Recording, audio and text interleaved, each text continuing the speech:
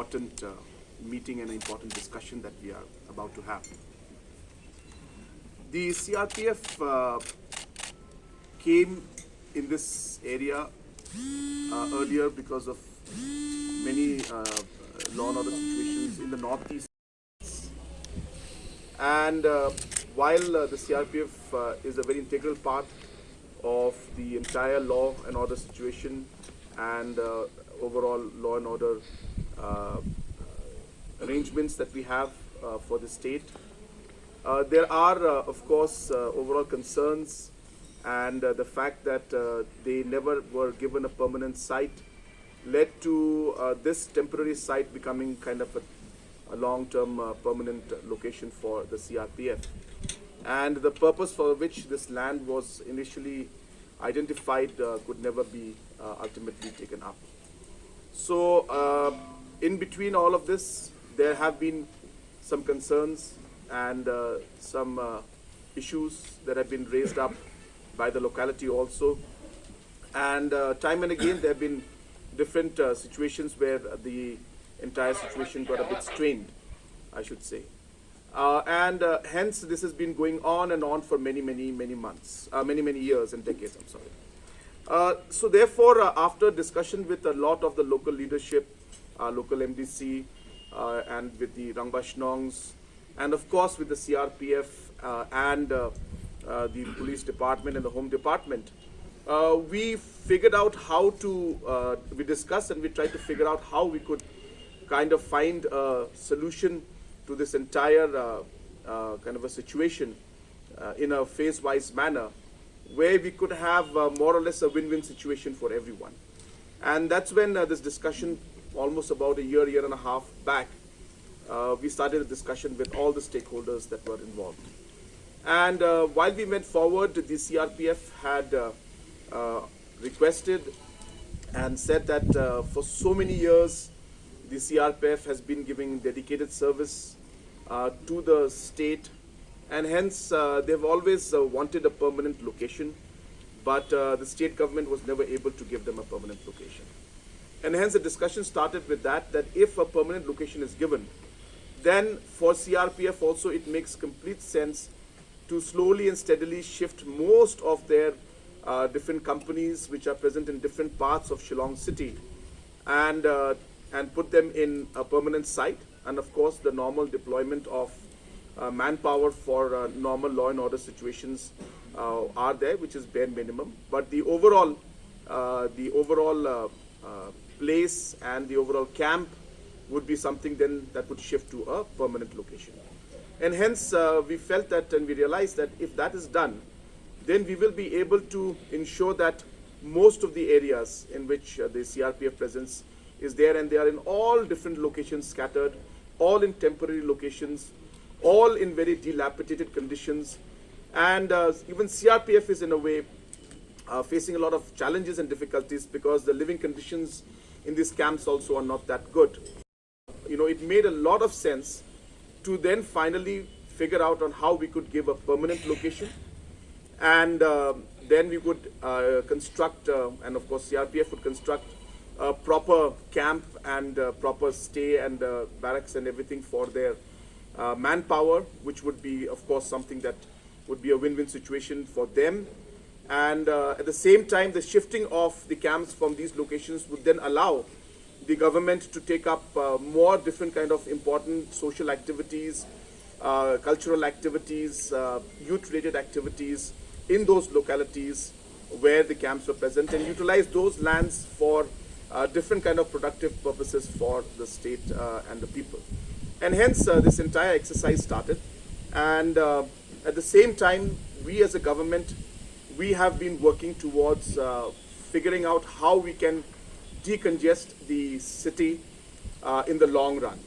And we have felt that the only way to, in the medium and short and the long run, to be able to decongest the city is to shift the entire government machinery and the secretariat away from the main Shillong part.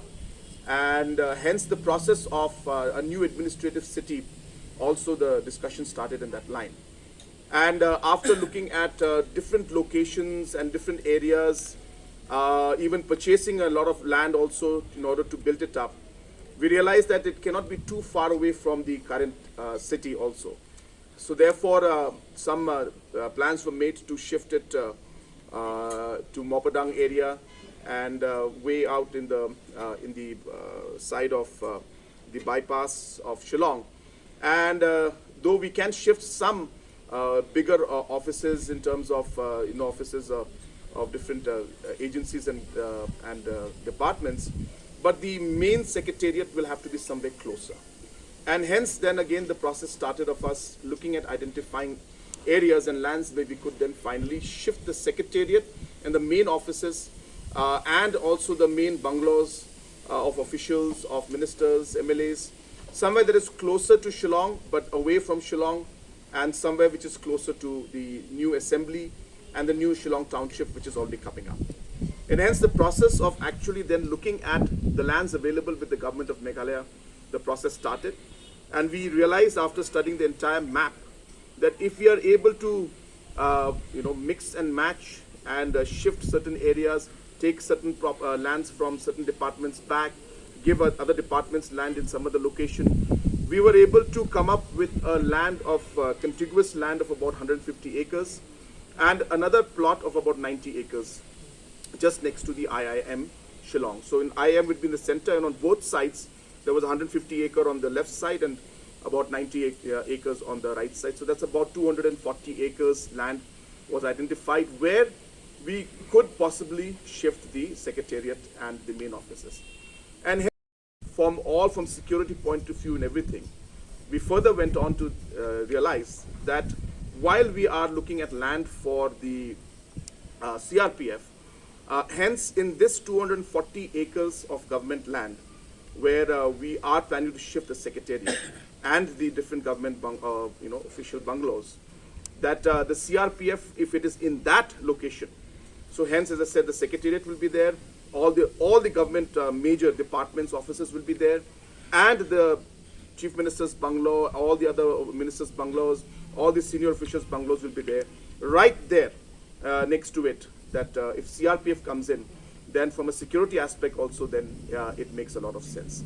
So when we look at these three areas, the concerns of Maulai and the people of Maulai area, and the fact that this land is something that is meant for art and culture purpose and for the youth, then looking at the fact that CRPF requires a permanent location, and hence we need to give them a permanent location, which they have not got for a long time. And if you look at the fact that the government of Meghalaya is planning to shift the secretariat away from Shillong city, closer to Shillong, but not really within Shillong, and this area of 240 acres being there, if these three aspects were to be connected, then the whole picture comes out in front of you. And with this kind of a move, we are actually having a win-win situation for everybody, from the government to CRPF and obviously to the people of Maulai and Shillong city as a whole. So this is really what is working out, and this is the master plan of the whole thing, which took us about a year and a half to do. And that's the reason why we could not immediately come out with a solution earlier. But I'm happy to share this with you, that this is the master plan, and the process of doing all of this has started now. And we are hopeful that in the days to come, we will slowly and steadily start the process of actual shifting and create some investments here. We just after this meeting will be going just behind and seeing the amphitheater out there, and the Honorable MDC has requested that if government can invest and renovate this amphitheater, and we could slowly start having activities out here, that will be good. So I will just go and check the location. And more importantly, our plan is to ensure that while we do that, we want to ensure that in this property, which is meant for art and culture, we would like to see that in the future some programs like museums about the art and culture of our state should come up here. But also at the same time, since it's a huge plot, we are very keen to have programs of skill development. We're very keen to have programs of Prime, which is an entrepreneurship program that we have. So we plan to have a Prime hub out here, which would then allow the entrepreneurs who would like to open their own businesses that they deserve. At the same time, there is also a discussion with different stakeholders that if you can have small-scale industries, units also coming up here, like call centers, which are coming up in other parts of the city, especially in the IT park. So all these are being examined, but we will see which one will fit in. But the entire idea will be to create some kind of a youth center, and and activities related to the youth, more importantly, and to culture.